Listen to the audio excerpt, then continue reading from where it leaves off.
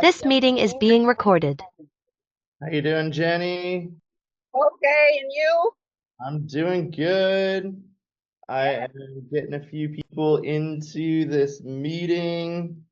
I got a couple of messages. A few people were having some issues with the links, so we're trying to get that taken care of really quick, and then we'll get started. Okay, no problem. Alrighty. I'm glad you're.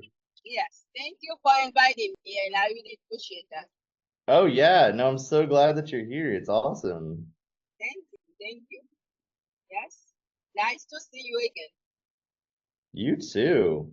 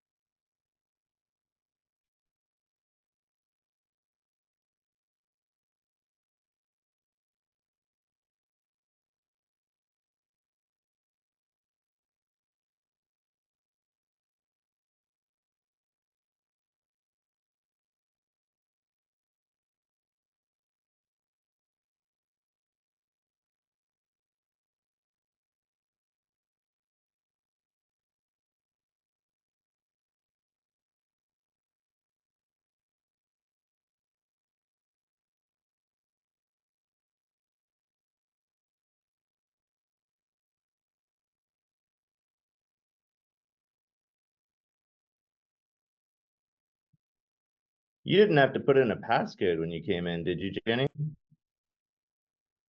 No, I didn't. What I did, I go to the email to the text you sent me, and I just go Yeah. right in. Yeah, that's how it should work. I had a couple of people saying it was asking them for a code to get in. No code. Okay, sounds good. Yes, thank you. Yep.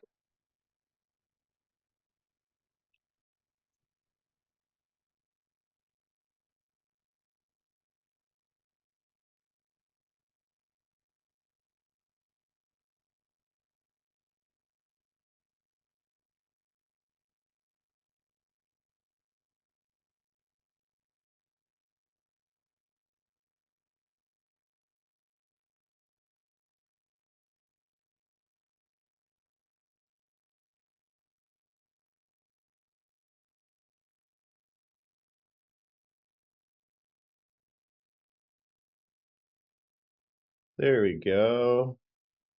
Looks like Johanna's here. Hi, Johanna. You made it.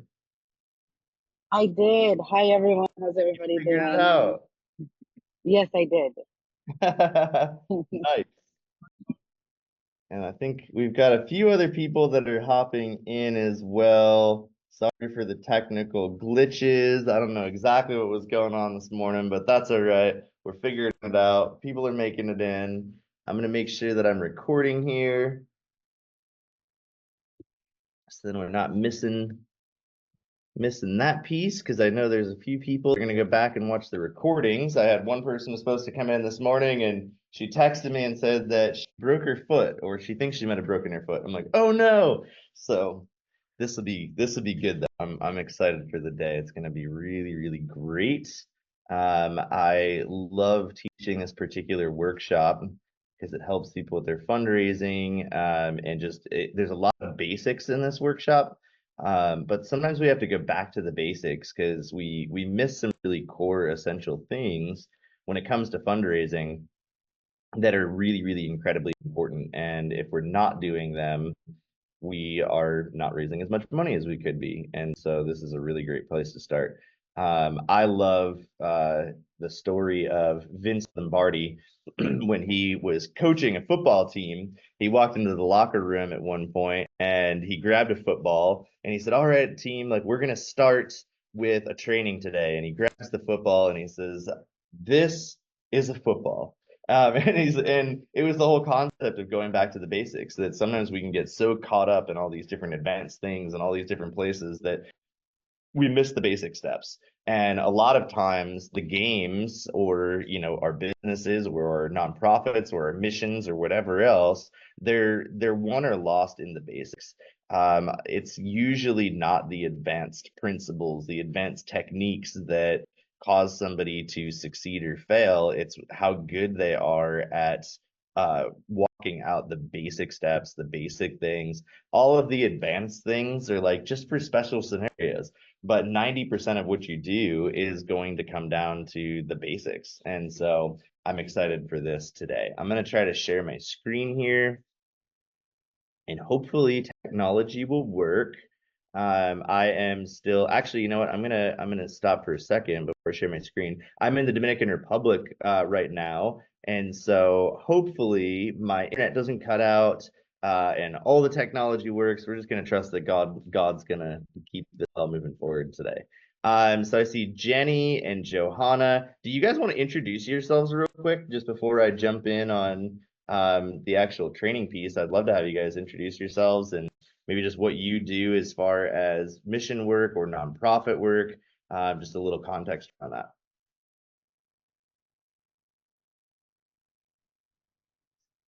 Hi, my name is Jenny here.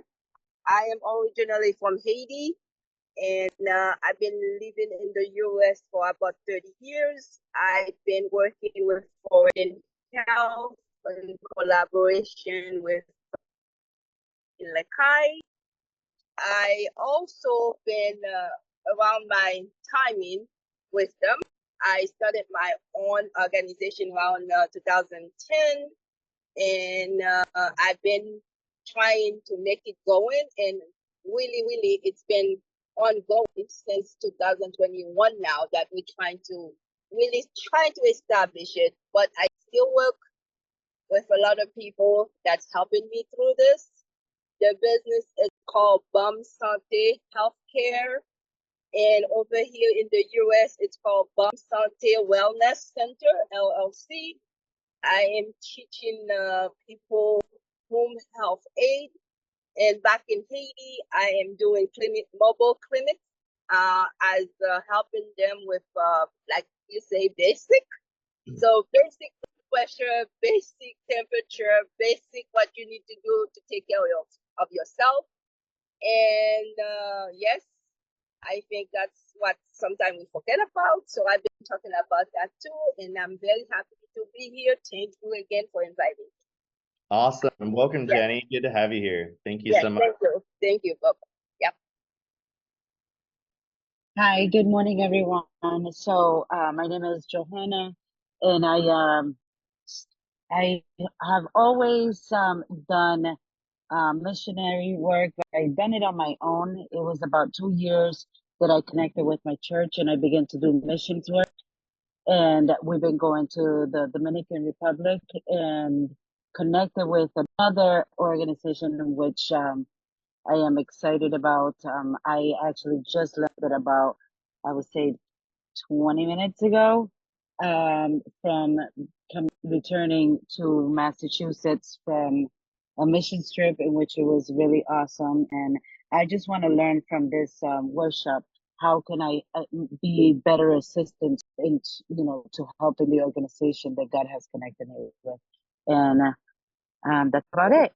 And I worked helping and working in the community with homeless and addiction for over 5 years, with homeless family over 20 years. So I am excited into what this new season in my life is bringing me. Welcome. I'm so glad you're here, Johanna. Thanks for hopping on with us. This is so exciting. You guys No are going to problem. learn so much today. It's going to be awesome, and I know you're going to get a ton out of this training. I'm going to try to share my screen now. Let's see if this works.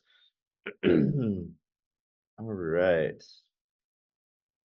Excuse my voice a little bit. I'm on the tail end of like some bronchitis or something, but I'm actually doing much better today. All right, so foundations of fundraising and volunteer recruitment. I love talking about these topics. Not because I'm like super passionate about fundraising, but I know that when you have funding, you can accomplish your mission so much more effectively. It's much easier to be able to walk everything out. You can focus more of your time on the things that got you into this work in the first place. And when we master our funding, everything else can really fall into place in our organizations. We can hire people, we can purchase things that we need to purchase, we can move forward, we can pay ourselves, we can make sure that we have the funding that we need for our own families to be able to thrive and to be able to function. And it'll allow us the time and space to be able to be healthy as well, because we can build teams around us. And I put fundraising and volunteer recruitment together because it's really the same core skill that is there when you are fundraising or you're recruiting volunteers. At the core, the basics boil down to the exact same principles. It's asking people for either time or money. And so we're going to talk about, I kind of merge both of those together, and I'm going to share some principles about both that are really at the core of how do you ask people to get involved in your organization, whether it's through financial partnership or partnering with their time. And so we're going to talk through that today. Let me see this. Here we go. Agenda. So we're going to run through some introductions. You guys introduce yourselves. I'll tell you a little bit about me and maybe some things that you guys do or don't know. And then I'll get into 4 basic steps of fundraising. We'll talk through that. We'll talk about the 5 questions that every single presentation should answer. And then we'll get into, so those first 2 things are more like skill set based things. And then we're going to get into mindset and overcoming limiting beliefs. And that really gets more into our internal belief system that sometimes holds us back from being effective fundraisers. It holds us back from confidently presenting or knowing how to present, because we might have a certain belief system or pattern of thinking or way of thinking that actually causes us to not be able to fundraise effectively. And so we're going to talk through that a little bit. We'll talk about the top reasons that people fail emotionally when they get into fundraising, the things that hold you back. And I'm going to share a little bit about the legacy leadership system and an offer that I put together for all of you today, just to help you with next steps if you desire some help and want to be able to move things forward quickly with your fundraising and volunteer recruitment. I put something together for you guys that I'll talk about a little bit later today. So getting into some introductions about me, this is my family. My wife and I have been married for 14 years, and we've got 4 kids.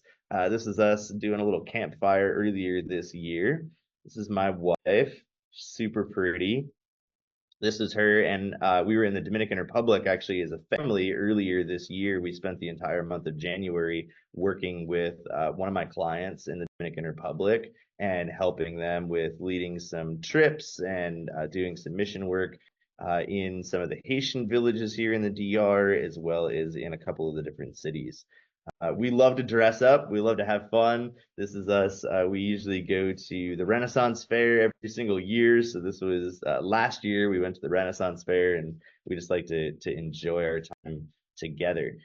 These are my parents. My dad Scott, my mom Tanya. My dad passed away almost 4 years ago now, which is crazy. And he was a big part of getting me into this work and helping other people. I'll talk a little bit about legacy shortly here, and it's a big thing for me. Obviously, you can see in my shirt, Legacy Leader. It's the whole name of my coaching business is Legacy Leadership, and really helping people understand how do you leave a lasting legacy, and do it in a way that you can do it without sacrificing your health, without neglecting your family, that you can leave a legacy that will last beyond you. And that was something that my dad did. My grandfather, my great-grandparents, great-great-grandparents. I'm actually 5th generation in ministry, which is pretty cool. And so my parents are a big part of investing me and helping me get there. My mom's still around. Her and I do some trainings here and there together. So this was at the end of last year. We were doing training together back in Massachusetts on the computer. This is one of my favorite pictures of my grandfather and my dad and I. We were actually, this is in the Haiti airport before the earthquake.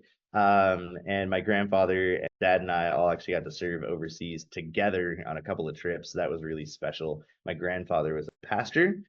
And then this is my great grandmother. So again, talking about legacy, my great grandparents were in the Salvation Army. They served in a number of addiction recovery centers up and down the East Coast, and just gave their lives in serving other people. This is a picture of my family. Some of you know that I spent 4 years living in Haiti. Our family actually lived in Haiti as full-time missionaries from 2000 to almost 2005. It was actually almost 5 years. And this is right before we moved to Haiti. I was 10 years old in this picture, and we had no idea what we were in store for. But it was pretty amazing being able to be there for that. This is my family. My wife is in this picture here. You can see she's right here. And this is right before we got married. This is actually right after the 2010 earthquake in Haiti. We were on the ground with a team of 37 people when the earthquake hit, and we ended up staying for about 4 or 5 days after the earthquake. We helped to respond to the disaster. We had actually just opened up a medical clinic the week before the earthquake hit, and so we had a group of volunteers go, and we worked in the clinic, and we helped respond to the need that was there. So just a couple other like random things about me is I'm an elite performance coach. I've been an organizational consultant for over 8 years. Been in ministry for more than 20 years. I already mentioned 5th generation leader in business and ministry roles. I'm always investing in myself. These numbers aren't even current anymore. I believe in self-investment, self-improvement, self-development, and the importance of investing in ourselves so that we can continue to help other people. And so I'm a big believer in that. I lead myself that way, and I practice what I preach. So 2023, I invested over $30,000 in my own training and development. In 2024, it's actually been closer to $20,000 and more than 500 hours that I have put into my own personal development over the last year and a half here. Has just been crazy. But again, I'm always investing in myself. I believe that if we want to be successful at anything in life, we should find other people who have already been successful in that area, and we should learn from them because they can help give us the map. They can help get us there quicker, and we can waste a whole lot less time in our lives. Welcome, Sue. Good to see you. Good to have you here. Morning. So let's see here. I started raising money when I was 7 years old. I grew up learning how to fundraise, learning how to present. I've personally raised over $25 million for different organizations and causes, and I've taught a lot of other people how to raise money. I've helped to build volunteer teams from some smaller teams of like 25 people all the way up to teams of over 100 people that are out there helping to fundraise and volunteer and run organizations. Conducted campaigns from 10,000 to 1 million, established recurring revenue streams of more than 1,500 individual monthly donors for one organization. And so why do I say all of this? Well, again, I'm a big believer that if we want to be successful at anything, we should find other people who have been successful and we should learn from them. And so I want you to know that the things that I'm teaching you today are not just things that I know philosophically or like I know the theory of fundraising, but these are things that I've actually done. I've actually followed these principles. I've seen success at them. They actually work. I've taught them to other people and they've seen success with it. And so these aren't just ideas that I have that I'm teaching you. I'm sharing things from my own life experience that have worked in fundraising, building multi-million-dollar nonprofit organizations. And so I want you to like really lean in today and just glean as much from this as you possibly can. Let's see here, legacy leadership. I always like to focus with this before I get in because again, I'm a big believer that we should be leaving a legacy in everything that we do, that we should be investing ourselves in other people. We should be investing in long-term work, not just in things that are happening today, but how are we leaving a long-term legacy? And my personal journey into legacy leadership, like I said, it really came about 4 years ago after my dad died. I really felt like I wanted to make sure that his legacy was carried on. And I stepped into the role running our family organization and making sure that it continued on. And I learned a lot through that as far as what causes an organization to be able to continue and what causes programs and organizations not to be able to continue. And one of the biggest things that I found was that an organization and or programs that don't have stable funding, they will not continue after the founder passes away. We had certain programs in our family organization that we didn't have stable funding for. Those programs had to be shut down. They couldn't survive without somebody just really driving it. I knew that I wasn't going to be the person long term because I really feel like God called me to coach nonprofit leaders, ministry leaders. I wasn't supposed to be running the organization long term, but I wanted to step in and help it transition well. And so we had to shut some programs down because it would have either taken my dad or myself to keep the funding going, to keep the programs going. We had other programs that we had really stable funding. We applied a lot of these principles that I'm going to teach you today. And we created a sustainable funding model through a monthly donor program that allowed those programs to continue. And what I saw in leaving a legacy through an organization is that it really came down to funding and people, having the right people in place, the right structure in place, and then having stable funding. And so if we want to leave a legacy through our organizations, it comes down to those two core things. And then the second thing that I learned about legacy leadership is that our legacy ultimately is not left through an organization. Ultimately, our legacy is left through people. And it's the people that we're investing ourselves in that are going to carry on the lessons that we have learned in our lives and we impart to them and then they impart to others. And so as I look back over my life, I look at, people like my grandfather and my dad, and then even the way that I invest in my own kids, how am I prioritizing my own family so that it's not just the work that I'm doing, but it's the people that I'm spending time with that I'm investing in. I love this idea of legacy and honoring those who have gone before. These are just some of my favorite pictures of people that have gone before me. This one in the top right and our top left-hand corner, this is actually my great grandmother. She served in the Salvation Army, so 5 generations back. She was working in the Salvation Army. These are my great grandparents. Like I said, they ran some addiction recovery centers. They worked in the Salvation Army for a lot of years. My dad's uncle and aunt, Bob and Judy, they served in Taiwan and Vietnam for almost 40 years. And then after they were done on the mission field, they continued counseling missionaries and working with people. And they've just been really, really amazing. I actually have a lot of their member care resources are in my membership program. People that are part of my membership have access to like 40 years worth of stuff that they developed for helping people who are in ministry roles, knowing how to be healthy and how to do ministry effectively. So that's pretty cool. This is my grandfather, him and my grandmother, who's in this picture, they're leading worship together. They ran one of the largest church movements in central Massachusetts back in the early 80s. And pretty much anybody who's been a Christian for more than 40 years is connected to my grandparents' church in some way in central Massachusetts. So they definitely have a long legacy in that area. And then again, this is one of my favorite pictures. This is my grandfather, my dad, myself, and my son. We all got to speak at a Rotary Club together before my dad and my grandfather passed away. And we talked about generational ministry and how to have generational impact. And that was just really cool. Having four generations of us all doing a presentation together was pretty neat. So what is a legacy leader? Well, I love this statement. This is kind of my own personal manifesto of a legacy leader. I actually have it. It's printed on the back of my shirts. And so if you want a legacy leader shirt, you can get in touch with me later on. But I just love this statement. I believe that words are powerful. The words that we wear, the words that we speak, words that we align with really carry power. And I think the idea of identity is incredibly impactful in saying, what is the identity that I want to take on?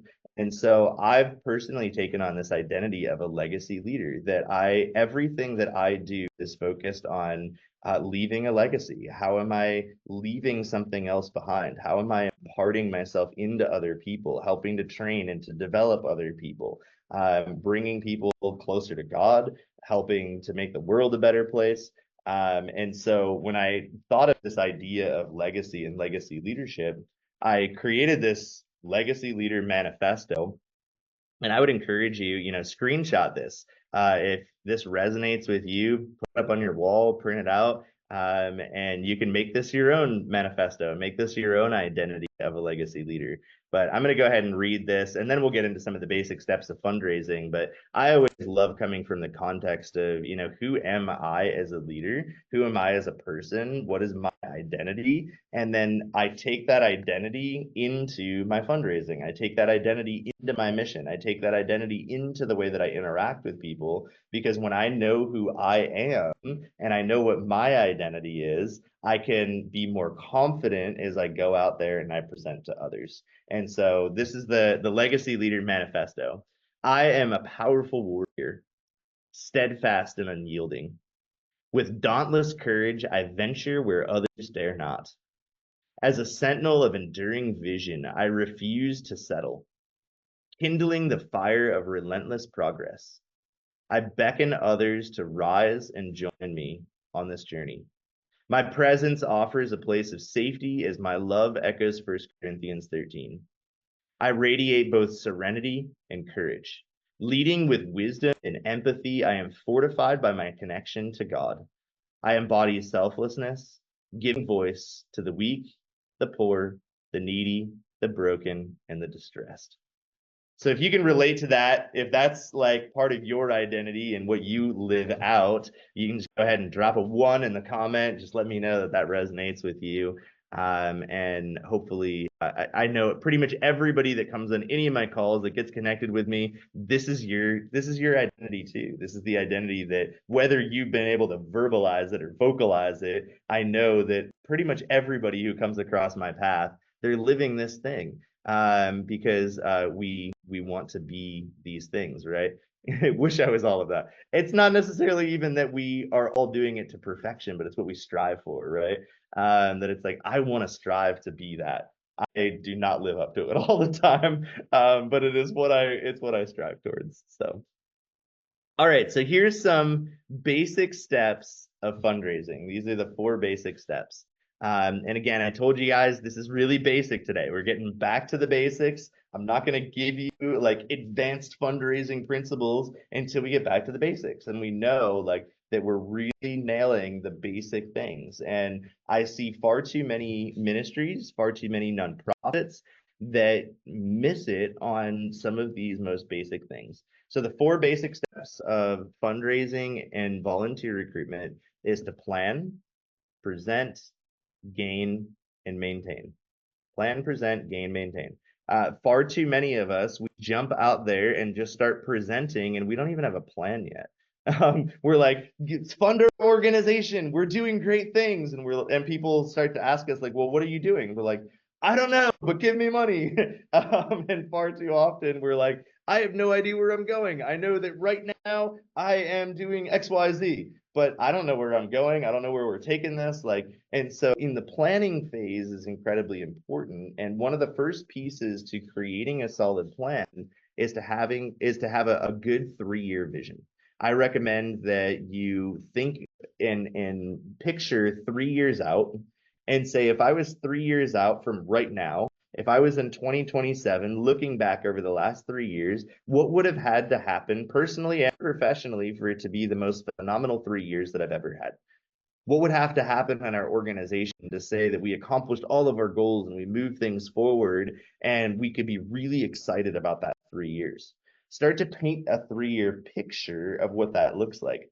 Now, people sometimes have like 10-year plans and 5-year plans, and other people have 1-year goals. I personally like 3 years because it's just far enough out that you don't get lost in the weeds. It's just far enough out that you can dream a little bit, but it's not so far out that you can't even imagine it. And so I love a 3-year window, and really starting to say, like, what does that 3-year vision look like?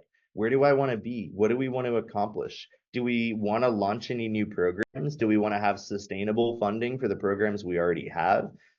Thinking about like, how many people do we want to be serving? Like right now, we might be serving 10, 15, 20, 100. And 3 years from now, I'd love to say that we're serving 10 times that many people or 20 times that many people or doubling that number of people, whatever, right? And so we want to have a solid plan so that we know where we're going. We can create a roadmap to get there if we have a good plan. So having your vision solidified is the first part of your plan.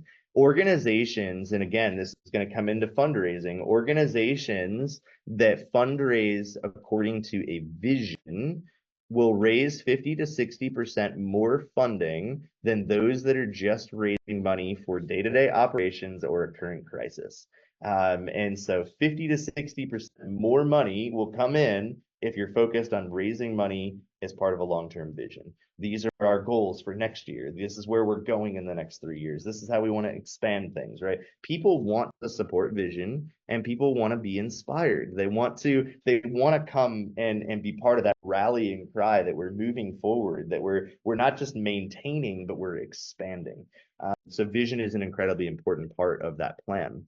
The other pieces that are really important as part of the plan is having your core values established, knowing what your overall vision for your organization is, what's your overall mission of your organization. Your vision and your mission together will give you clarity to know what to say no to and what to say yes to. It'll help you find your people, the people that align with that particular vision. Not everybody has the same vision, and that's totally fine. It doesn't make it good or bad. The one vision might be great, but if somebody else aligns with it differently, then it's not so great, right? And I've brought in a lot of wrong people into my organizations over the years because they didn't align with the vision. One particular example of that that's happening in Massachusetts right now, and I'm working with a number of different organizations with the different refugees that are coming in, the immigrants that are coming in. And I know, Jenny, you work with a lot of the immigrants that are coming in and the Haitian immigrants and helping them to come into the country. If your vision is to help them learn the skills that they need to be good citizens and have good jobs and be more part of everything, that's one vision, and it's an amazing vision. Somebody else might have the vision to say, we want stronger borders and we want immigration to happen this certain way, and we don't want any of these illegals coming into our country, right? And I'm just using their words. Those aren't my words, but it's what people say. They're two conflicting visions, right? So I don't want those people coming in and helping my organization because their visions conflict with mine. We're not going in the same direction. And so knowing your vision is incredibly important. Knowing your mission is incredibly important. Who are you called to help? We can't help everybody. And far too often, organizations create these mission statements that essentially allow them to help everybody and get involved in every single situation, because we don't really want to cut off and say, this is what we're really doing. But am I helping with medical? Am I helping in a certain geography? Am I helping in a certain country? Am I helping with a certain people group? Am I helping with food pantries? Am I helping with backpacks? Am I serving kids or youth or adults? Like, our mission statement should explain who is it that we're called to help and how are we helping them. And that's part of that planning phase. When we can define our mission very clearly, it allows people to know, is this the organization for them to get involved with or not? It allows them to know, do they align with this organization or not? Rather than just leaving it to chance, when you have a very clearly defined mission statement, people are more likely to want to donate to you because they know that the work that you're doing aligns with their personal values as well. And then another piece of this planning phase is your core values, the values that you want to walk out as you do the work that you're doing. Again, this gets down to the people that are going to be connected to your organization. What kind of people do you want to work with? Do you want people that are full of integrity? Do you want people that prioritize excellence and professionalism? Do you want people that are more relational, right? You might have some people, and again, core values, there's no right or wrong core values. There's no right or wrong set of core values. And core values are not just a pretty set of words thrown on a wall. It should be It should be your lifeblood. It should be what you're actually walking out, and having your core values really established will help you identify, is this the right person for me to be working with or not, right? So planning is incredibly, incredibly important. And I'm not going to get super detailed into more planning. I do a lot more of that when I work with people in my coaching programs of how do you establish a good plan? How do you establish your goals? All of those things. But the plan is incredibly important before you can even present. And so you don't want to skip that step. Step number 2 is to present, and we're going to get into the 5 questions that every presentation needs to answer. So I'm not going to talk too much about presenting here, but we do actually have to make presentations. We do have to actually ask people to get involved in our organization and tell them about our organization. Nobody's going to know what we're doing if we never present to them. And so we need to present. The third is to gain, and that would be to gain a donor, to gain a volunteer, to gain a sponsor, to gain somebody who is saying, yes, I want to be involved. I want to partner. I want to give money. I want to give time. We have to actually move to that step of getting people from presentation to commitment. And then the 4th step is to maintain. And again, I see far too many organizations miss the step of maintain. They get somebody to make a donation one time, and then they never talk to them again. They never build a relationship with them. They get somebody to say, hey, I want to volunteer, I want to be part of the organization. And then they like come and show up at like one cleanup day or something, and then they never follow up with them again. Maintaining our relationships is super, super important. Otherwise, we're just going to be constantly spinning our wheels, building new relationships when we could have just put in half of the amount of effort and energy to maintain the relationships that we already brought in.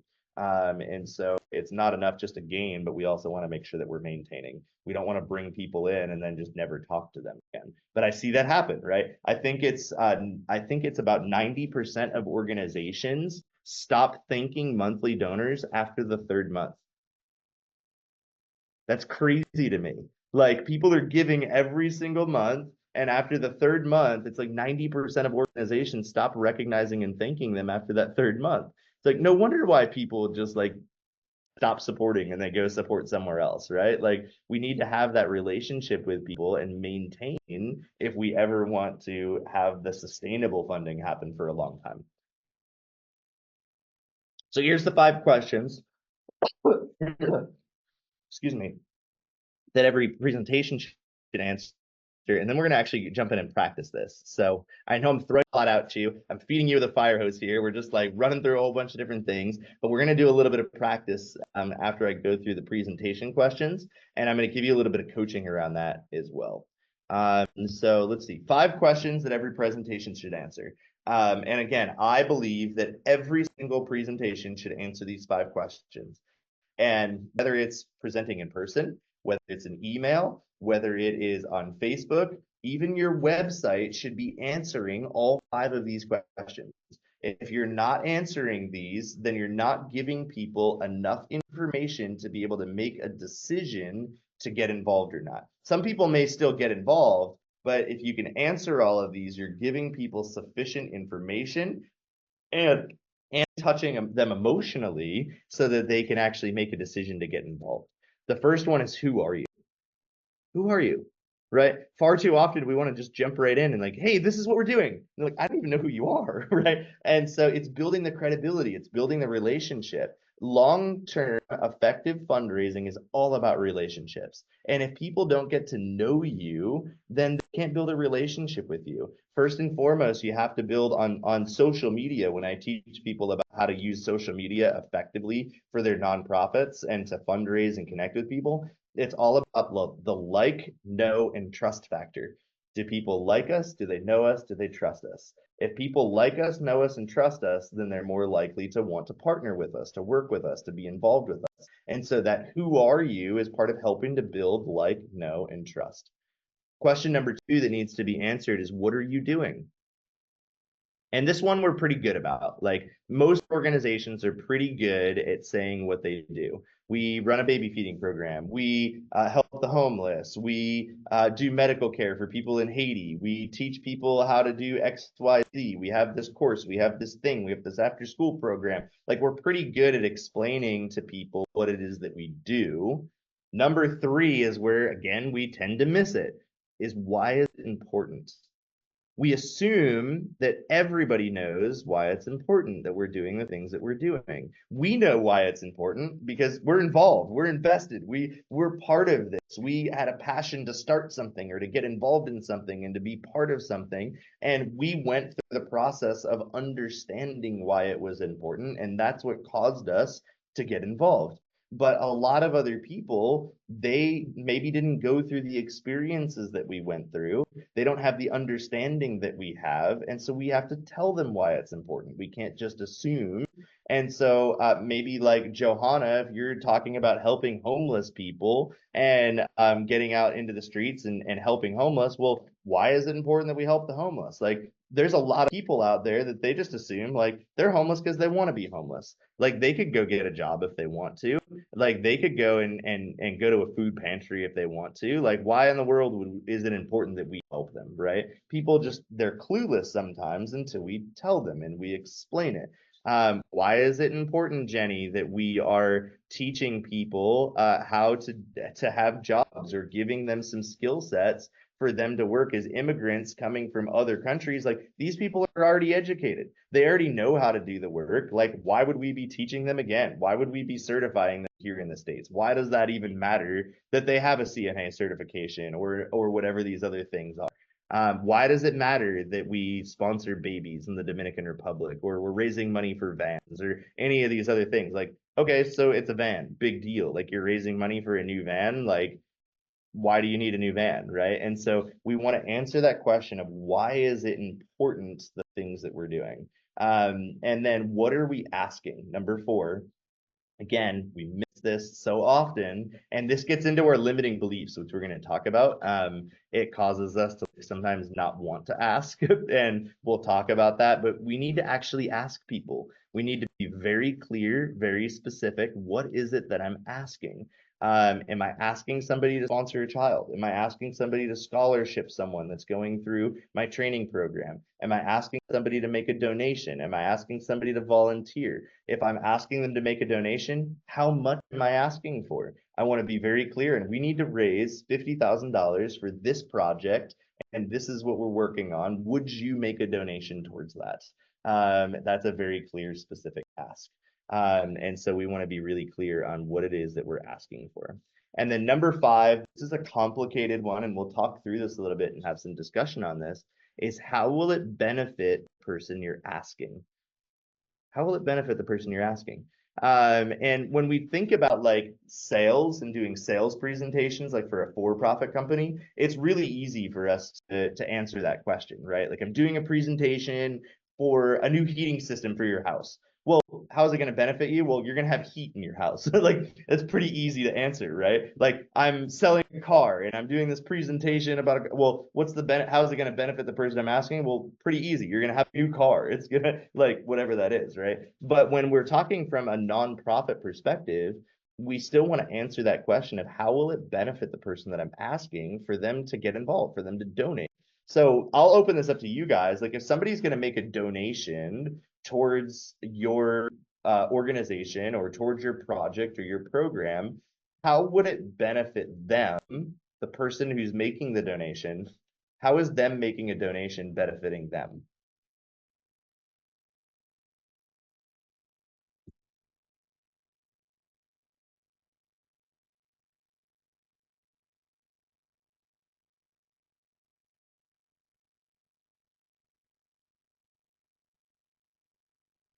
And you can drop it in the chat or you can just unmute and talk, whatever is more comfortable for you. How would it benefit the person that I'm asking?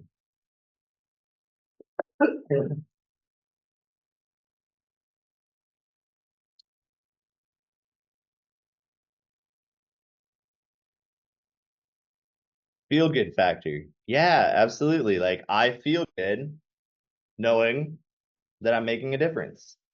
For sure. That's so good, Sue. Like, yes, I know that I'm making a difference in the world. That's absolutely a way that it would benefit them. I think sometimes, maybe for people who are churchgoers or God believers, we have this idea that we are supposed to be fulfilling the Great Commission, that we're supposed to be bringing people from all over the world into this place of understanding who God is. And so when somebody's making a donation, maybe it's helping to further the Great Commission. And so it's helping them through donating to fulfill their God-given duty, to fulfill their role in doing God's work. So maybe that's how it's benefiting them. It could be a sense of purpose, that I have a purpose. As I'm giving and I'm supporting, it's giving me a purpose that's greater than myself. I think of businesses. If I have a business that's donating, maybe they're going to get some good PR from it. It's marketing, right? For their company, it might benefit them because they're getting some good PR. They can get some publicity. So there's all sorts of different reasons why it might benefit people. But when we're making a presentation, we want to be thinking about how is it going to benefit the person that I'm presenting to. And so you could think about, and relate it directly to the thing that you're talking about. So sponsoring a child, I'm asking you to sponsor a baby in our baby feeding program. And one of the things that's really unique about our particular program is that you can actually come and meet the kids. You can come on a trip yourself. You can meet them. You can spend time with them. You can pray with them. You can connect with them. You can get a picture with them. And so that's telling them, how will it benefit them? Well, it benefits them relationally. They can build a relationship with this child and the family. And it's also a status symbol. People support and buy based on status all the time, right? Like, I get to do this thing. I get to have this special status. I get to have this special position or thing that I get to do. So you always want to be thinking, like, how will it benefit the person I'm asking? Hey, XYZ organization, would you make a $20,000 donation to this program? And maybe it's a sports program. Would you make a $20,000 donation to this sports program? You're going to help to sponsor this whole sports team for an entire year, teaching these different kids. And when we get our uniforms made, we're going to have your name on the uniforms. And we'll get some pictures for you, and we're going to actually call it the XYZ team. Like we see soccer teams do this all the time. Baseball teams do this all the time, right? Like, they go to the local pizza shop and they're like, hey, would you sponsor our team, support our team? And we're going to put your logo on the back of our jerseys. And we're going to take a picture at the end of the season. We're going to give it to you so you can hang it up in your pizza shop, right? Like, that's how it's benefiting the company. So let's do a little bit of practice. If you guys want to screenshot this, take a picture of this, I want to actually go through, and I'm going to give you guys about 2 minutes. And this will not be polished. It'll not be great. You'll probably trip over your words. We might have to talk through it a little bit together, and that's totally fine. But I want you to think about one thing that you're doing. You don't need to present your entire organization, but you're gonna present one specific thing that you're doing. Why is it important, and what are you asking for? So you're gonna say, who are you? And it could be, I'm with XYZ organization, or my name is whatever, and this is what I'm doing. This is why it's important. This is what I'm asking for. And then this is how it'll benefit you as you get involved in donating. So we're going to go through those 5 questions. So I'm going to give you 2 minutes, and I want you to just think about, how are you going to present that? And I'm only going to give you 2 minutes to present. So it's not going to be a long presentation. You'll have 2 minutes, and you're just going to go through those 5 questions. And then I'm going to give you some coaching around that so that you can know how to have a better presentation. We're all going to botch this in the beginning, and it's totally fine. That's how we learn. So 2 minutes starting now. You can just work on what you're going to say.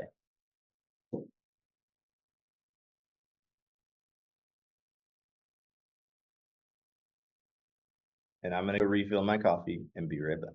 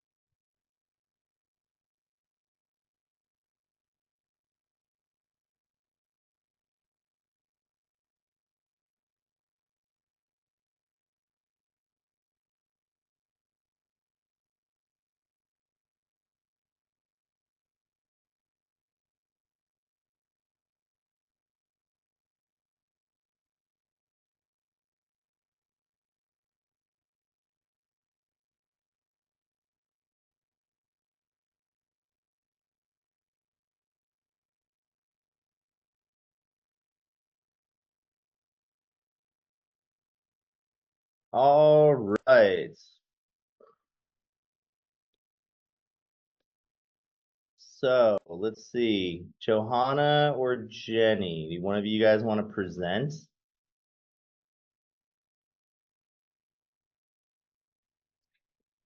Yes, I'll go. All right. Awesome. Good morning, everybody. My name is Jenny.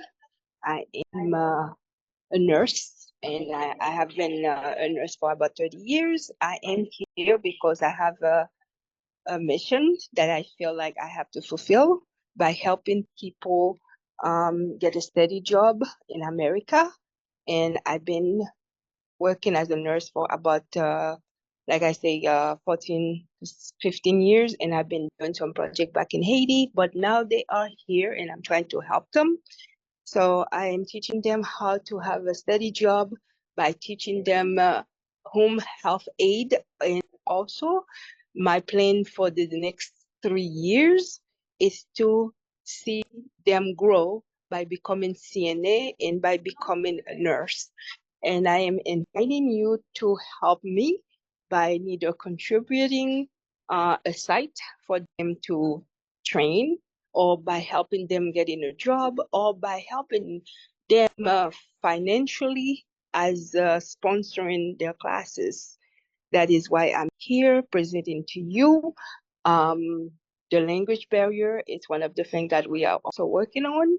And I'm inviting you, even by doing um, a meeting with them, just to do a conversation class that will actually help them too, by helping them with the language so they can have a steady job. Thank you and welcome. And please be part of my healthcare. Thank you. Good. Nice job, Jenny. That was awesome. You jumped right in. I love it. And that was under 2 minutes, which is great. So you did an awesome job. Can I give you a little bit of coaching? Yes, please. Awesome.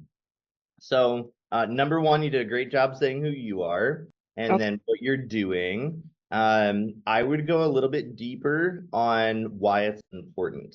Oftentimes we tend to focus on just the surface level issues. So you said, you're doing this so that you can help them get a job.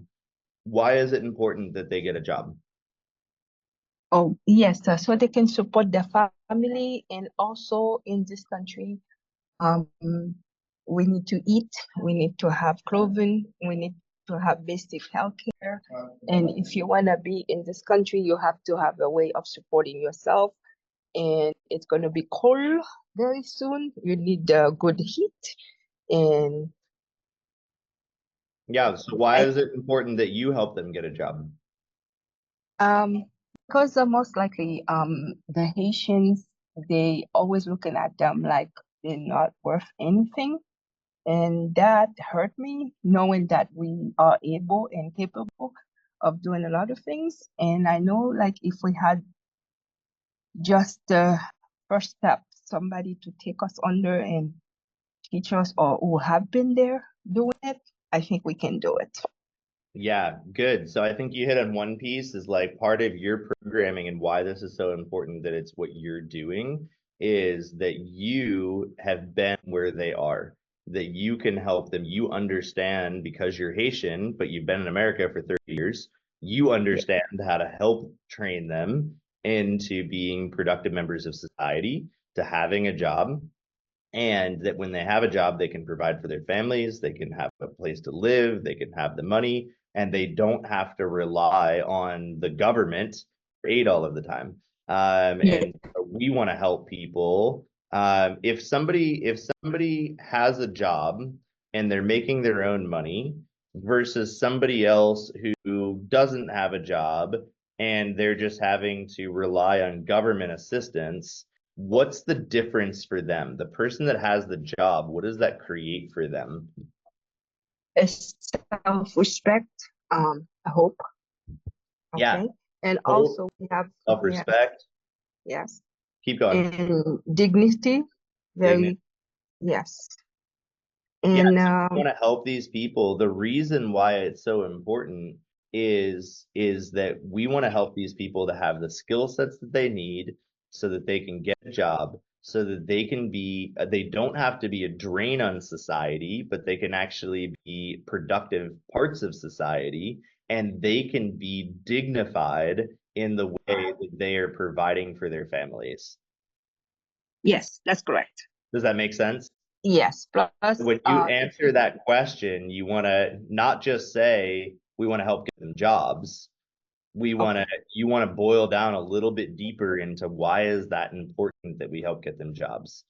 Okay, thank you. Thank Does you that very make much. sense? And Yes. then the last thing I would say is be very specific on what you're asking for. Okay.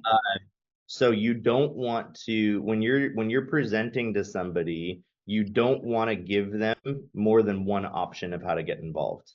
You want to be very specific of what exactly are you asking that particular person or organization to do. So, I'm asking that you would help us to find a space that we can host these programs. That's it. Or I'm asking that you would donate so that we could rent a space to be able to have these programs, and we need to raise $1,500 a month.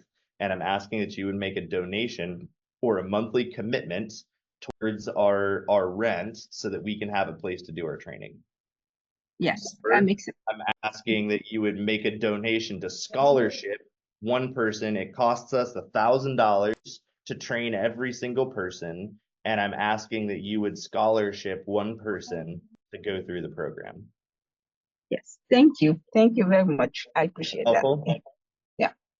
Good. Yeah, when you're very specific that way, it lets people know like whether or not they can do it. A confused mind will always say no. And so if there's too many different options, too many different things, people will just say no because they can't wrap their mind around it. And so you want to just be very, very specific. And then somebody can say, oh, well, I can make a donation towards that, Okay. Thank you. Thank you. Nice job, Jenny. That was awesome. Thank you. Johanna, would you like to try a presentation? I know Sue's not in a I would like to try the. Can you hear me? I can hear you. Can you? All right, perfect. So, who am I? So my name is Johanna Diaz, and I am trying to do a fundraiser for for families who have fled Haiti into the Dominican Republic for safety with their children. And why am I? Why do I think this is important? I just personally, I feel that as a parent, I feel that everybody deserves to have a safe home, a safe environment to raise their children. I feel that safety is important. When someone has a home, not only are they able to function as a family, they're able to um, the kids are able to go to school, learn much better. Their family becomes united, and they're able to care for one another in a safer way. And parents are feeling good about the way they're raising their children. How much or what is it? How would your organization benefit from this? I believe that by you providing assistance for for this specific project, you will feel good. You will be helping families. You will have great publicity in making this happen. As your organization will be one of the leading sponsors for this project and this for this project, and you will be making a difference within families or I would say generations to come, because you just you would change the whole perspective on how they will see themselves, and the children will feel hope and will strive to living a better life as they get older. What I'm asking is for $1,000 $120,000 for this project. This is a multiple home project, which it would be not just one home. This will provide the safety of at least 12 to 15 families. So it's not just one home. You're going to be part of building and supporting about 20 families in a community that needs to feel safe, that needs to live a better home. And that's it. Nice Tyron, job, Johanna. Good. Can I give you a little coaching? Yes, please. Awesome.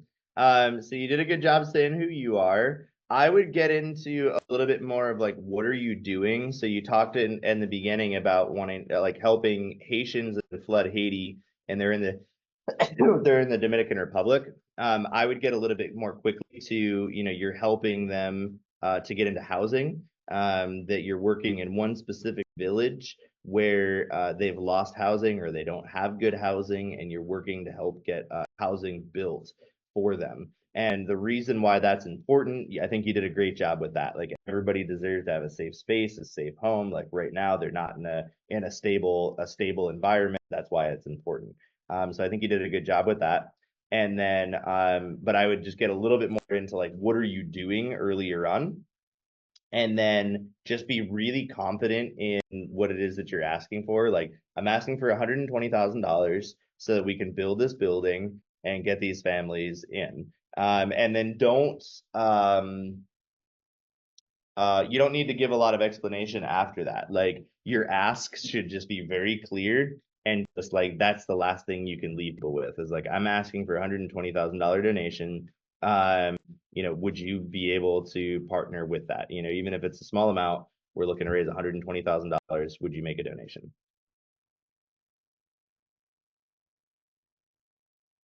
But you did a great job. That was Thank you. No, thank you so much. That was helpful. So now I know and feel a little bit confident on what I would have to say, especially to end it. 'Cause I was like, all right, I asked for the money, and what do I say next?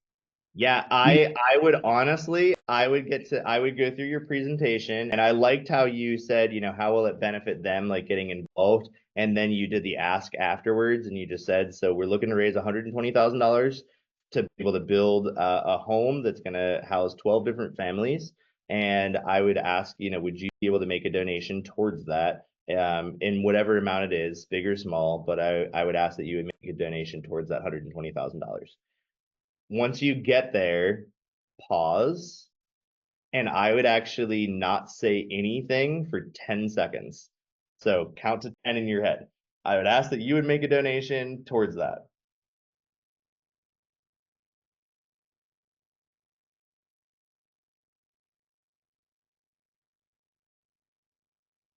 People will almost always respond if you give them 10 seconds. Nobody likes dead silence. And so if you can just be confident enough to hold the space when you make that ask and just let them sit with it for a few seconds. Like, people sometimes just need time to think too. Like, and then we just jump right back in with something else. They might be thinking about, like, in that 10 seconds, they're like, well, when does my paycheck come in? Or how much did I have in my bank account? Or what credit card could I put it on? Like, you want to give people the time to be able to process through that without you jumping in and saying something else. And so I find 10 seconds is kind of like the magic time frame, that once I ask, I will literally go silent for 10 seconds and I'll just let them sit with what I asked. Does that make sense? Yes, that was great. I like that. Yeah, and that is true. When you pause, it gives room to, like, make people wonder. Okay, wait, what should I? But that was good. Thank you. I appreciate the feedback. Yeah, nice And job. That was awesome, Johanna. And I'm thank looking you. at Sue. So Sue wrote her. She's not in a place where she can say it, but I'm Sue Cashin. I'm the mother of 6 kids and a member of the Chapel. Recently, my youngest son and I went on a mission trip with Mission of Hope International. We worked with villages that are lacking in water, food, even adequate shelter.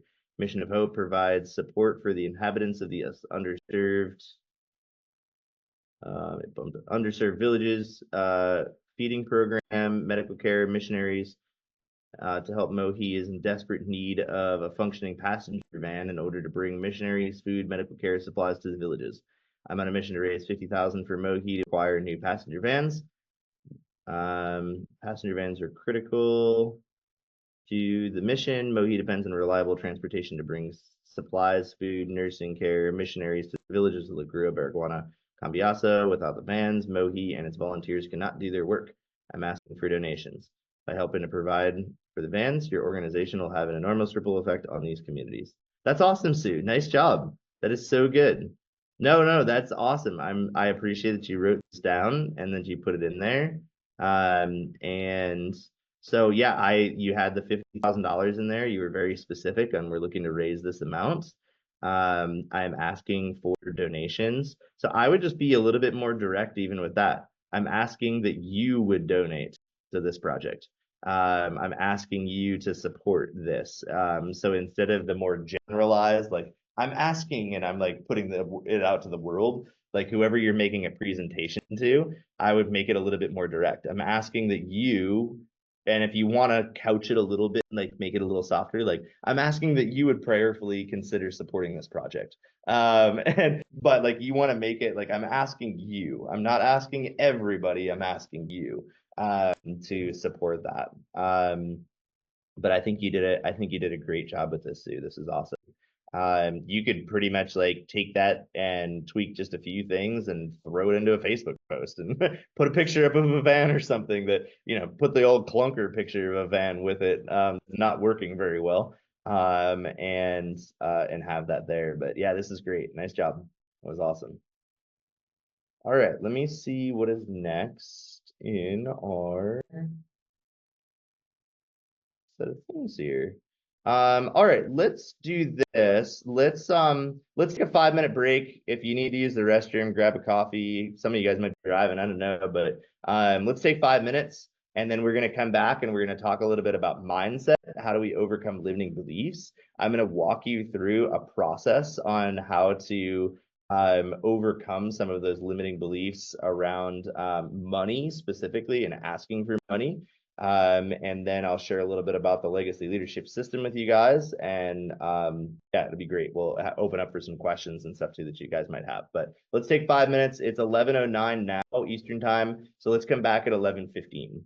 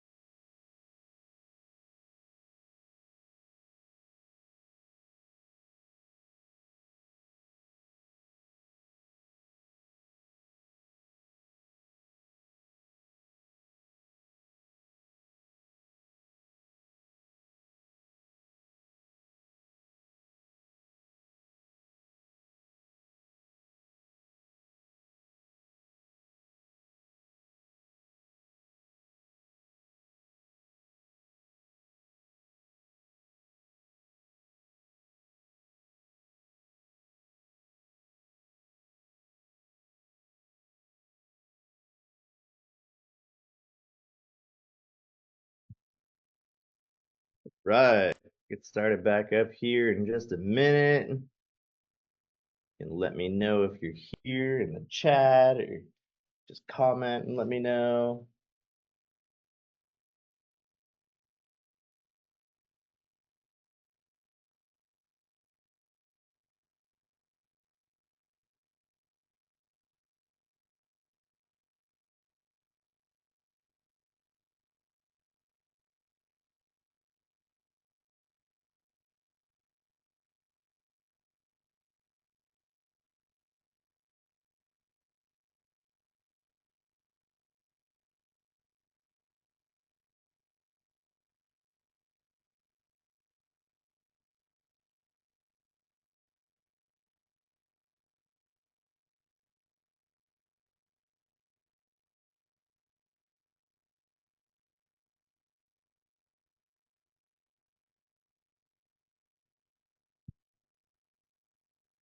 All right. Once you are back, just let me know so that I know you're here. Hello, Jenny.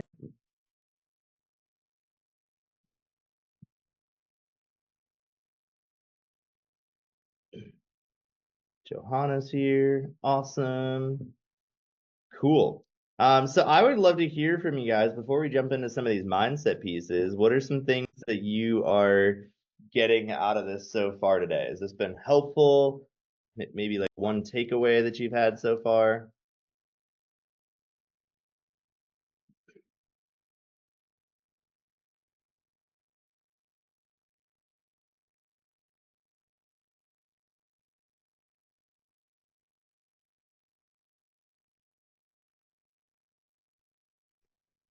Actually, I am glad I'm taking this class today because I feel like I've been a little bit presenting myself somehow. And now that I think, I mean, I always present myself, but you give me some key to move forward. So I want to say thank you. Yeah, Good. I think it's good. Thank you. Good. So good, Jenny. Yeah, I'm so glad that you're here. That's awesome. Yeah. Cool. And hi, everyone. So this is Johanna. For me, I feel that I'm getting a lot because I have done fundraisers in the past, but not something where I would be like talking myself or presenting anything. It was more for like schools when I was working for the school system. So it was much different fundraising. And with something like this, I think definitely this is extremely valuable to me as I just want to say the right things in order to be successful. And thank you so much, Taryn, for running this workshop. I absolutely am learning a lot and appreciate you. Good. I'm so glad you're here, Johanna. Thank you for coming in, and I'm glad that it's been valuable and beneficial. Yeah, the 5 questions, right? Like having structure and frameworks, and like I'm like huge on having a process, having a framework. Like this is what we can follow, and it's proven, right? It's like like I said earlier, this is the same thing that I've used to raise over $25 million. It's like it's a proven process to take people through and to be able to present, and it's basic, but it gives you the structure that you need to be able to make an effective presentation. So that's awesome. Emphasizing the benefit to the donor, not just the recipients. Yes. And we're gonna get into that in just a minute, is that yeah, the what's in it mentality for so many people. And it's so true, Sue. Like everybody's like, well, what's in it for me? Like, how do I benefit from this, right? And I'm really big believer that effective and long-lasting fundraising is all about relationships. It's all about creating a win-win scenario and a win-win situation. We're not going out there just begging for money and like panhandling and like, please support me. We want to create partnerships with our donors. And when we can create partnerships, we should be focused on what's in it for them, what's in it for us, what's in it for the people we're serving, right? We create these win-win relationships and we think of our donors like partners or investors in the work that we're doing. And when we can approach it from that standpoint, it actually creates a relationship that's really, really beautiful, and it allows for that relationship to be maintained as time goes on. So then we can actually accomplish more together instead of just like, hey, give a donation one time and you never hear anything about it. It's like we're actually working on making an impact in the world together. I might be investing my time and my expertise to do the work. You might be investing your money to fund the work, but we're both invested in this together to see something accomplished. And I think that's just, I love that perspective on fundraising, is that it's all about relationships. It's about creating partnerships with the people that we are working with together. So we're going to get into a little bit on mindset.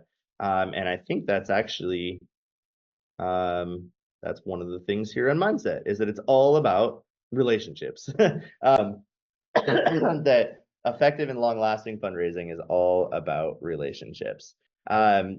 The second thing that I always like to go over with people is recognizing your limiting beliefs.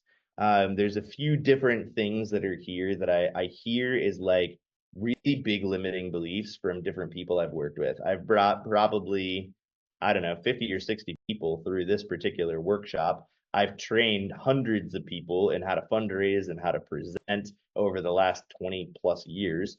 And these are some of the ones that like come up a lot for people. Number one is we tend to impose our own decisions on others. What do I mean by that? Well, if I have a scarcity mindset and I don't think that there's enough to go around, and I always think that like that money is scarce and resources are scarce, then when I go and I talk to other people, that's going to come out in my language. The way that I talk, the way that I communicate is going to be communicating from a place of fear and scarcity. If I am approaching from a place of abundance and that there's enough to go around and there's plenty of food in the world and everything else, like that's going to come out, right?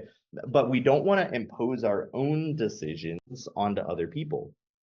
I might say, like maybe in my life right now, I might not be able to write a $50,000 check. Just because I can't write a $50,000 check doesn't mean somebody else can't write a $50,000 check. In my mind, I might say, like, I would never write a $50,000 check. I've never had $50,000 in my bank account, right? I could be in that place where I'm like, so then I impose my decision on other people, and I ask for less, or I'm less confident because I believe that if I can't do it, nobody can do it. And so rather than asking somebody to write the $50,000 check and just be confident about it, I end up asking them for 500 because that's what I could give. And I don't want to put them out. I don't want to make them feel bad. I don't want to put too much pressure. So instead of asking for the 50,000, which maybe they're capable of, I only ask for 500. And what do I get? Well, I get 500. But I imposed my decisions and my place in life onto somebody else. And so we want to be very careful not to do that. We don't want to limit other people based on our own limitations. Everybody's at different places. The second thing is not fully trusting God. Do we serve God or do we serve money? And I'm a big believer that God is ultimately the one that's in control of everything, that God cares about the poor, he cares about the broken, he cares about the downtrodden and the widows and the orphans and the Haitian immigrants and the people in the Dominican and all these other places that we're serving. I believe God cares about them far more than I do, and that God's ultimately in control. And I'm just supposed to do what he calls me to do. And what happens oftentimes, especially when it comes to roles of fundraising and when we're running an organization or we're fundraising for an organization, we can start to think more about money than we do about God. And worship is just whatever we give the majority of our attention to. Whatever we're giving more attention to than anything else is what we're worshiping. And so are we more worried about money than we are about spending time with God and trusting God? So often we can get into this place in life where we get so overwhelmed and worried and anxious about money that we actually stop focusing on God. And in those places, we're essentially serving money. We're not serving God. And so I believe that that's another one of those limiting beliefs that we get into, is that it comes from a scarcity mindset. There's not enough to go around. God's not big enough. I have to control it all. I have to make it happen because God won't, right? And we can take this to like a really extreme place, and it almost sounds silly, but it's what happens internally inside of us as we get to this place where we're like, yeah, God's just not big enough to make this happen. And so I've got to go and I've got to talk to all these people because God's not doing it. And if God was going to do it, he would have done it. And so, like, God really doesn't care about these people the way that I do. And all of a sudden, like, we feel like we have to go and save everybody, but Jesus already saved them. Like, we don't need to be the savior, right? We just do our part. And when we can focus more on serving God, then we can be more confident that money doesn't really have a tie to us. It's not something that we're like so overwhelmed about money. We're not anxious about money, worried about money. It's just like money's just a tool, and we need the tool to be able to get the job done. But I'm not like chasing after the money, right? And that'll come out, like, all of these limiting beliefs when you communicate to different people. If you haven't dealt with your own internal limiting beliefs around certain things, it will come out when you communicate it to other people. So I remember the first time that I asked somebody for $50,000, I was really nervous. I was like, I don't think anybody could give $50,000. And I was like, and thankfully I had worked through some of my limiting beliefs. And so I was able to present really confidently, even though internally I was going crazy. Like $50,000 is a lot of money to ask somebody to write a $50,000 check. And it was actually pretty cool. Like, I spent some time working through my own beliefs on that, and the person wrote a $50,000 check. It was so cool. Like, I wrote an email and I was like, we need this, and would you write, we need $50,000, and I don't have anybody else that I'm asking about this right now. Would you write us a $50,000 check? And they replied back and said, yeah, it's in the mail. And like, that was super cool, right? But if I hadn't worked through some of my limiting beliefs, I would have probably couched it a lot in a lot of other things and wouldn't have been so direct. And I'd be like, well, if it's too much for you right now, then you don't have to give it. And I would have probably like talked them out of giving the money instead of just saying, you're a partner of ours. You're invested in this the same way that I am. You have finances to invest, and I have time and effort and energy and expertise to invest. We're partners in this together, and I'm going to come before you as a partner and present this need and allow you to make the decision on what you want to do or not, right? I don't need to talk people out of giving money, but far too often we do. The next limiting belief that some people have had that I've talked to is they say fundraising is not biblical. Talk to different people on the churches, and like, fundraising is not biblical. And I'll just tell you that's completely wrong. There's actually precedent in scripture. I get into this in some of my membership programs, but you look back at the Old Testament, God literally told Moses to fundraise for the building of the tabernacle. David fundraised for the building of the temple. Jesus, in Luke chapter 8, I believe it's verse 11, it says that Jesus actually received personal support for his personal needs and those that were with him doing ministry. So if Jesus received support for doing ministry, we can too. I'm not worthy, right? Sometimes it's like it's a lack of belief in the mission, or maybe in me, especially if you're the founder of an organization. You're like, am I really worthy of somebody giving this amount of money? Am I worth it? And we beat ourselves up and we're like, I'm just not worth it. Like, nobody likes me. I'm not worth it enough. I haven't done enough. I haven't accomplished enough. And so I'm just not worthy of people giving at that level to me.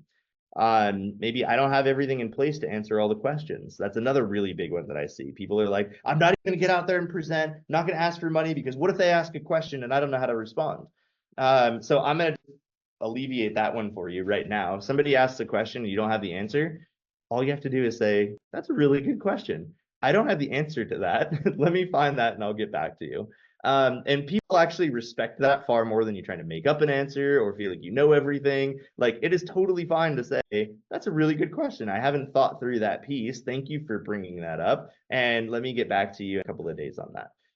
That is completely appropriate and fine to say. And then the last piece is, what kind of value do we give money? And this is really interesting. One of my coaches, Tyler Watson, he talks about this idea of how money first came into existence. And money is a really interesting thing. You know, back in ancient times, before they had money, before we had, you know, coins or currency or anything else, people bartered for everything. And people would like, maybe Sue was a potato farmer, and maybe I like had chickens, and Sue's like, I'll trade you some potatoes for some eggs. And people eventually got really tired of carrying sacks of potatoes and cartons of eggs around. And they said, well, what if instead of me having to carry this sack of potatoes around on my shoulder and trade potatoes for everything that I need done, what if we had something that represented the value of a sack of potatoes? What if I had something that represented the value of a carton of eggs? And so then they created currency. And so it was like, oh, well, I no longer have to carry the potatoes around, but this 100 whatever, this 100 something coin represents a sack of potatoes. This 25 something coin represents a carton of eggs. And so 4 of my cartons of eggs are worth the same as 1 sack of potatoes. And so now we created this currency. And it was the same thing when people would go and somebody would work for them. They were like, hey, you're a blacksmith and I need my horse to like have new shoes on my, like get horseshoes put on my horse. I'll trade you a sack of potatoes for you to shoe my horse. And then it was like, well, now I've got currency, so I don't have to give you the sack of potatoes. I'll just give you the currency that equals the value of a sack of potatoes for you shoeing my horse. And so that's how we created currency. And it was all about this, it was a bartering system. But then it was like, well, you can take that currency and now you don't have to trade half a sack of potatoes and we're trading all these commodities.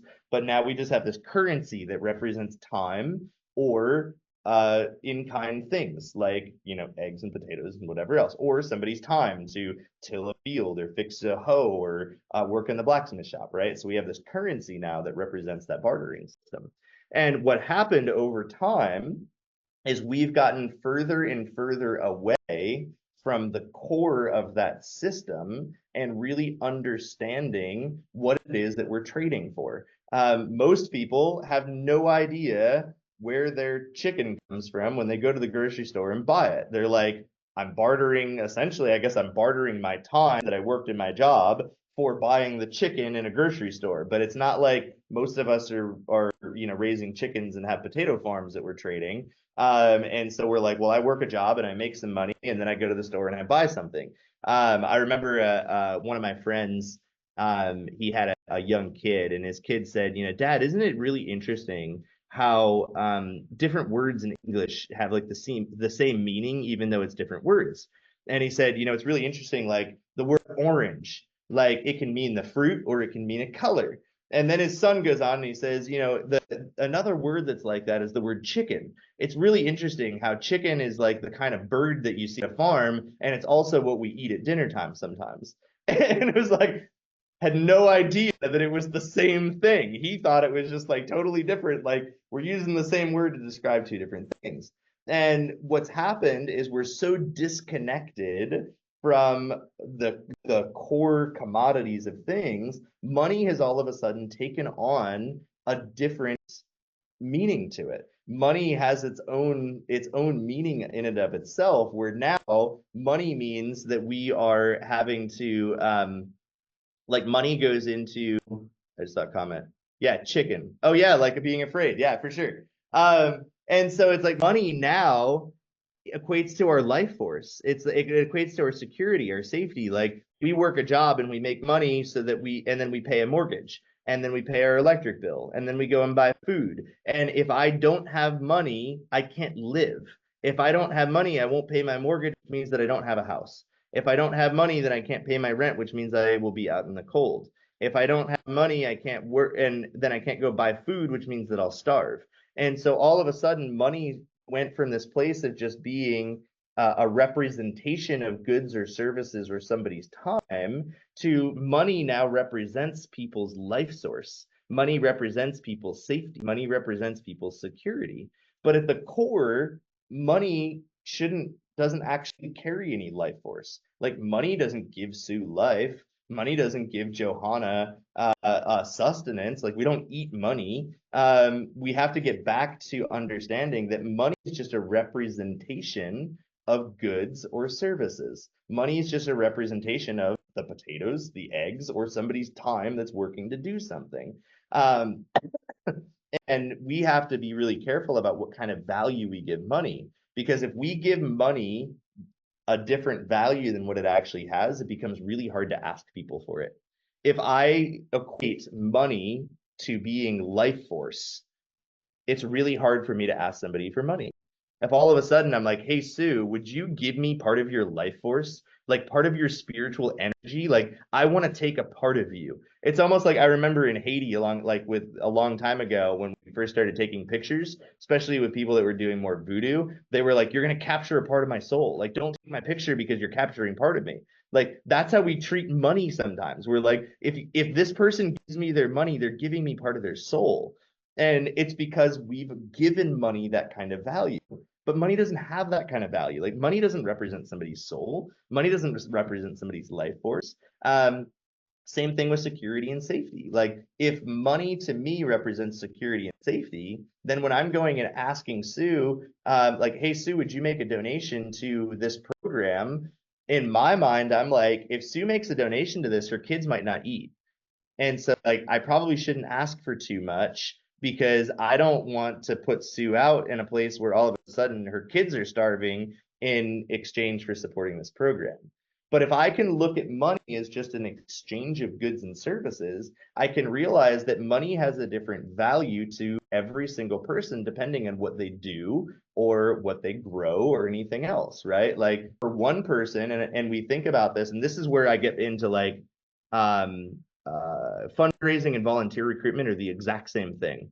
It boils down to this core principle that money and time are exactly the same. Money is just a representation of time. Money is just a representation of goods that we're bartering for, right? So and everybody has a different value of time based on what they do. And so maybe Jenny works a particular job and Jenny makes $1,000 an hour. Like Jenny owns a business. I'm not saying that you do, but I'm just like Jenny owns a business. Theoretically, that'd be really nice, right? Like Jenny makes $1,000 an hour in this business. And so for Jenny, $1,000 represents 1 hour of her time.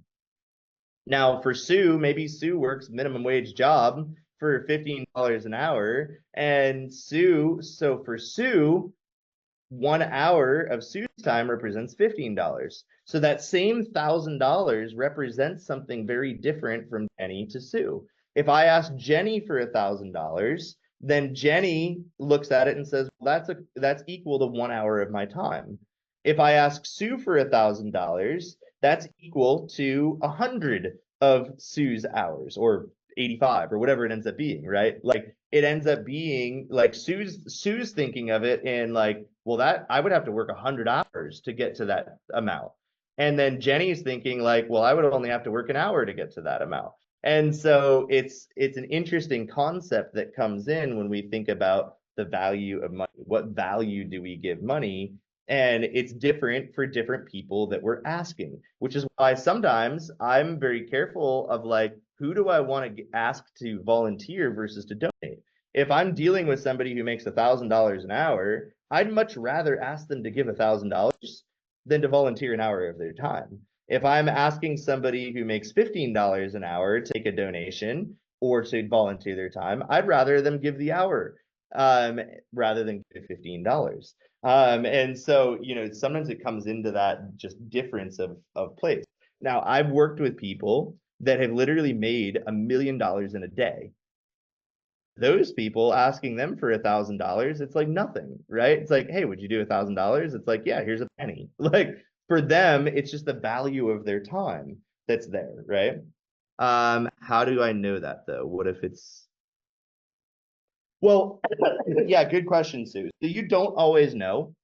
Sometimes you do, sometimes you don't. But it really comes down, what I believe is it comes down ultimately to, first and foremost, we have to get out of our own way in what value we give money. Are we giving money the value of our life force, security, safety? Or are we just giving money the value that it actually has? It's just a representation of goods or services. It's just a representation of time. It's just a representation of a sack of potatoes. Like that's all money is. And if we can look at money that way, then it becomes really easy to ask people for money because at the end of the day, I'm not judging where somebody is or isn't. I'm allowing them to be the judge of that. I'm not saying, can you give this or can you give that? I'm allowing them to make that determination. If I'm giving money the value of life force, security, safety, it's really hard for me to ask for that. It would be like me coming to Jenny and saying, "Hey Jenny, would you trade your soul for supporting our organization?" Like, that's much different than, Jenny, would you trade 4 hours of the time that you worked last week to support our organization? You see the difference there? Like, and so it really comes down to, what is my definition, and what value am I giving to money comes through in my confidence in asking other people for money. So I can be much more confident in asking people for money if I believe that money is just a representation of goods or services, than if I'm asking people to literally trade their soul to support my organization. Is that helpful? Does that make sense? Cool. So here's some other just limiting beliefs that people have. These are the top reasons that people fail emotionally when raising money. Number one is fear of rejection. They doubt the cause. Scarcity mindset. Procrastination. They lack fundraising knowledge, which again is like what we're talking about today, the skills. Negative self-talk. Imposter syndrome. Comfort zone mentality. Unclear fundraising goals. That gets back to the planning and vision. You need to know what you're actually asking for. Reluctance to invest in fundraising skills. I see a lot of people, they're like, I know that I need to fundraise, but then when it comes to like actually investing in themselves to learn the skills to do it, they back away and don't actually invest in learning the skills, which you guys are here today, which is awesome. You guys are investing time into learning these things, which is great. Over reliance on luck. I see this all the time, especially when it comes to writing grants. Grants are like the gambling of the nonprofit world. It's literally like, let's write a grant and I hope that we're going to get it, and we're going to put 10 grants out there and I hope that they come through. So over reliance on luck, inability to handle fundraising setbacks, lack of resilience, poor time management, and lack of a supporting network. So these are all just different limiting beliefs or ways that, like, reasons that people would fail emotionally in fundraising. I'm going to share this video from Cheryl. I've done some coaching with Cheryl. I actually don't know. Hopefully I have this sound turned on. 1 second. Optimize for video sharing. There we go. Cool. And awesome. Yeah, so this is Cheryl. I've done a little bit of coaching with Cheryl on working through some of these limiting beliefs. And there's some really powerful ways of working through your limiting beliefs and getting to the other side. But you can hear what Cheryl has to say. I'm really grateful for the opportunity that I had to work with Taryn. He really helped me during a difficult season where I was experiencing a lot of loss and a lot of grief. I also had some trapped emotions and trauma that I just had a difficult time like getting past.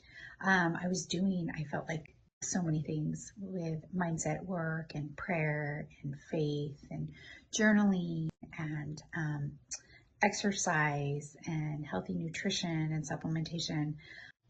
But there was still an area that I was still struggling in. And he was able to provide support and encouragement and strategies that were really innovative to help with pushing me forward in my breakthrough. So I'm really thankful for him, and I highly recommend working with Taryn.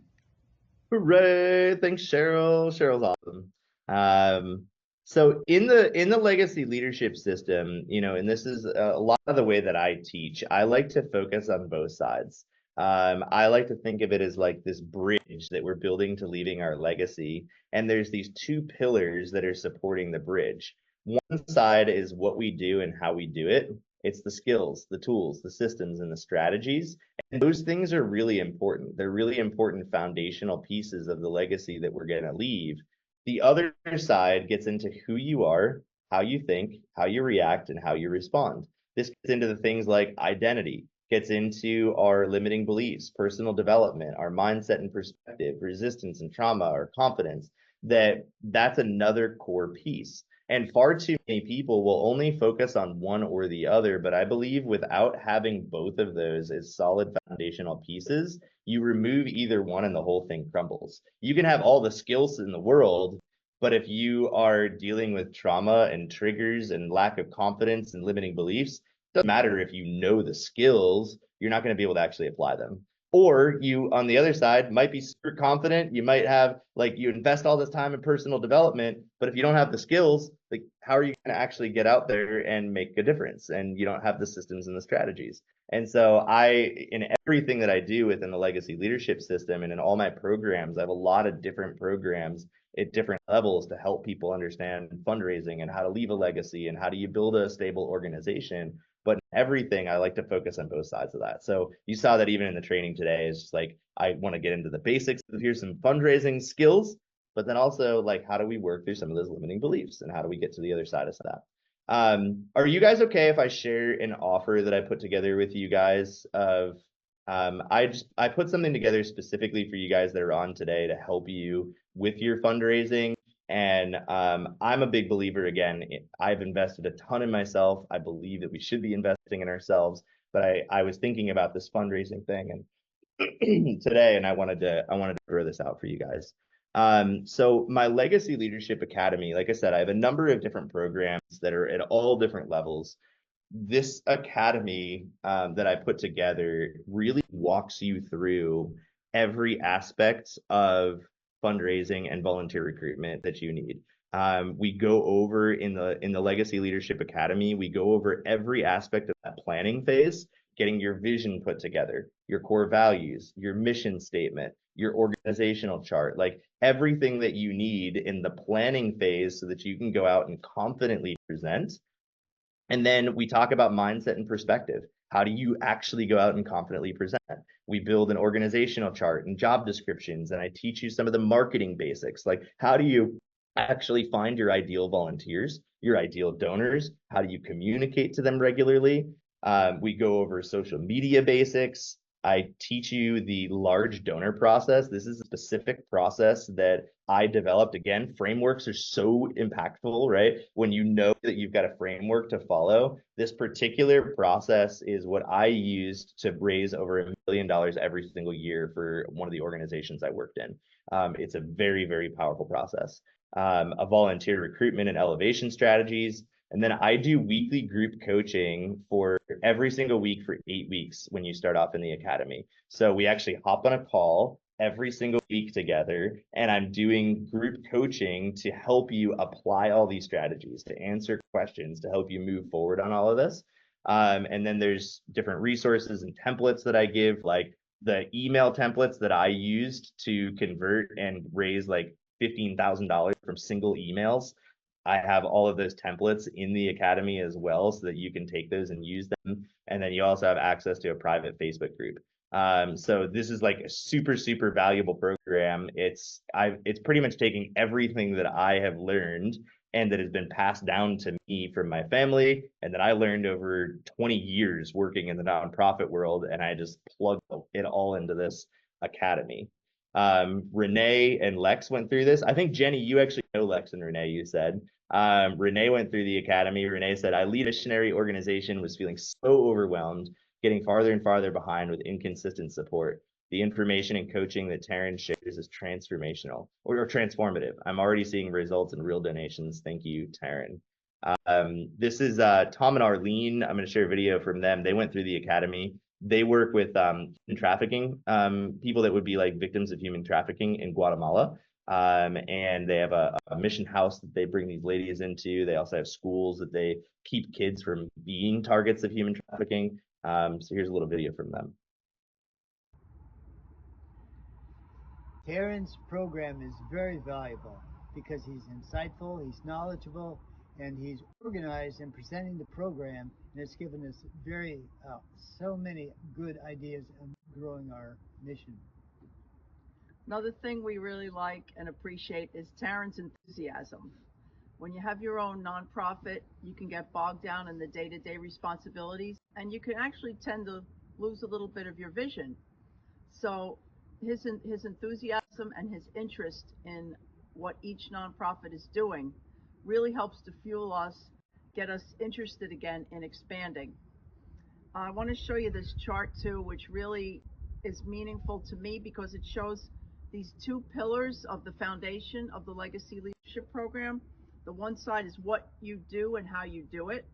The other side is who you are, how you think, how you react, and how you respond. And these are equally important. So this is multifaceted. He covers all these areas. And I would encourage you to take a look at this chart because this kind of summed it all up for me. And we highly recommend Legacy Leadership. Tom and Arlene, thank you guys. Tom and Arlene are amazing. I love working with them. They're so great. So I always like to ask people, you know, would investing $73,000 to build your first $1 million in recurring annual revenue be worth it? And you know, this system that I'm teaching is literally the things in the academy are all of the things that I use to not only raise $1 million a year through that one particular process, but also to build $1 million a year in recurring revenue every single month, just over $120,000 just coming in, recurring over and over, and you can learn all of that. Like, I don't know anything else that has a higher return on investment to be able to say like, oh, this is like 1,000 times over that you're going to get you would get a payback. Now, of course, I'm not going to charge you $73,000 that the program's worth, but I do want you to know, like, that's the actual value of this system, of this academy. I have literally had people just for certain pieces of this pay me $10,000 to come in and just help them establish their mission, vision, and core value over the course of 3 days. And so I'm not just like throwing these numbers out there. Like, this is extremely valuable stuff that people have paid a lot of money for. And I want to be able to give that to all of you to be able to have access to grow your organizations. And so my normal pricing for the academy is just under $5,000. $4,997 is what I usually charge for the academy for people to come in and be part of that and to be able to go through.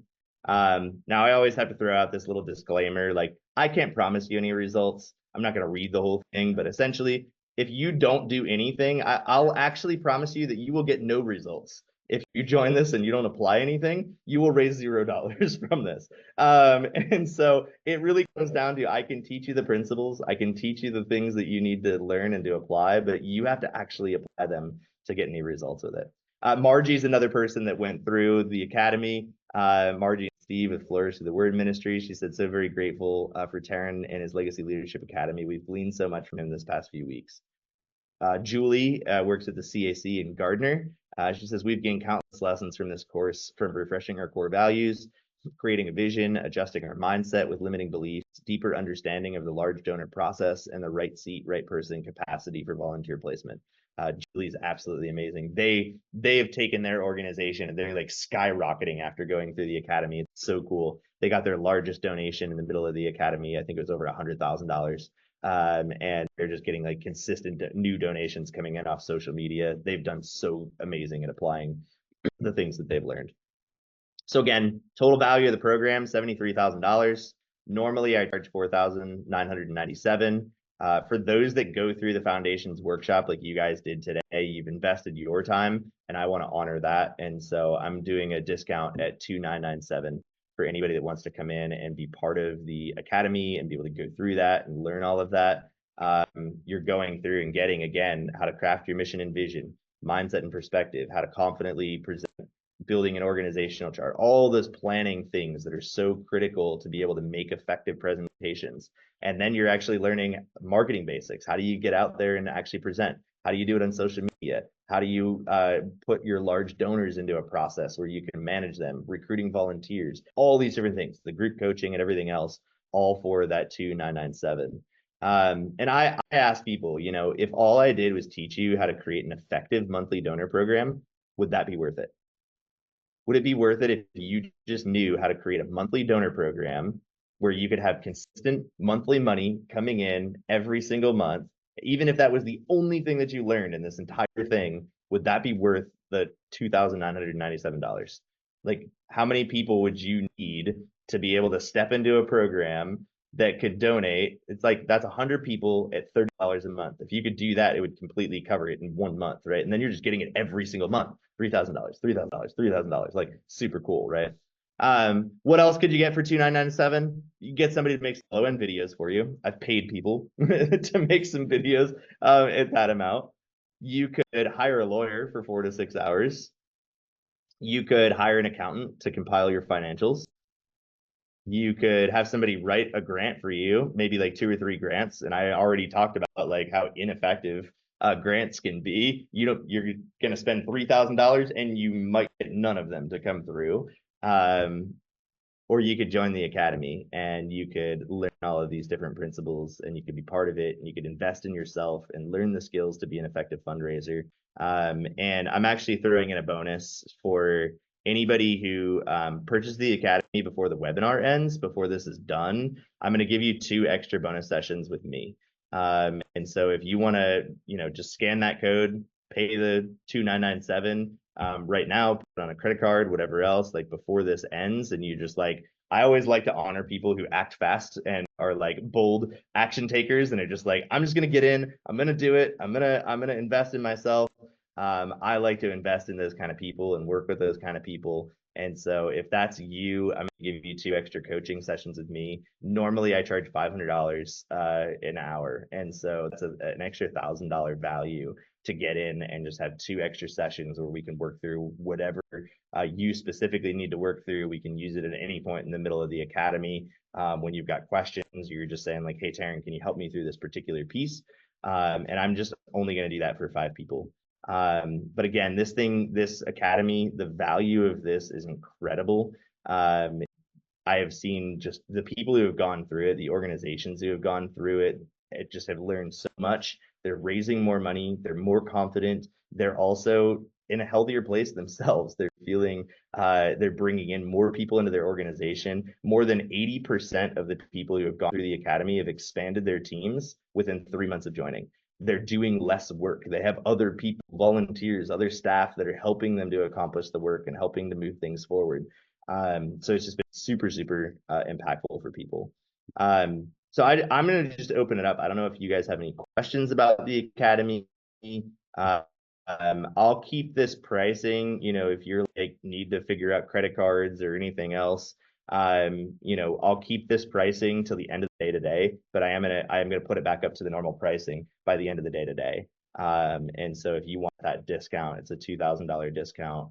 If you want to take advantage of that, then we'll get that solidified by the end of the day today. Yes. Absolutely. I agree, Steve. And I appreciate you being here. It was so good having you here. Any questions?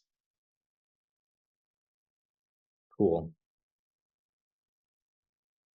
And if the academy is not the right fit for you too, like if that's not the right fit, feel free to book a call with me. You can just scan this QR code. I have, like I said, I have programs ranging at all different levels. I have programs from $100 all the way up to $25,000 that I bring people through. And so if you're feeling like, hey, the academy is not the point where I'm at, like maybe I just need some more one-on-one coaching. Maybe I just need something that's the price is too prohibitive for me right now, but I still want to learn some more fundraising skills. Book a call with me. We can hop on a short call. We can have a conversation. We can figure out what's the right fit for you. And I'm happy to have a conversation and figure out, based on where you are, how to get you into the right spot. But again, I believe the academy for nonprofit leaders, if you're leading a nonprofit, if you're leading a ministry, if you have to regularly fundraise for your organization, I believe the academy is one of the best values, and you will not regret investing in yourself. Learning the skills to be able to fundraise forever for the rest of your life, for the rest of your organization, is completely invaluable. So thank you guys for coming on. If you guys don't have any other questions, we'll wrap up, but I'll just give you one more minute. If anybody has any questions, you can drop them in the chat or just unmute.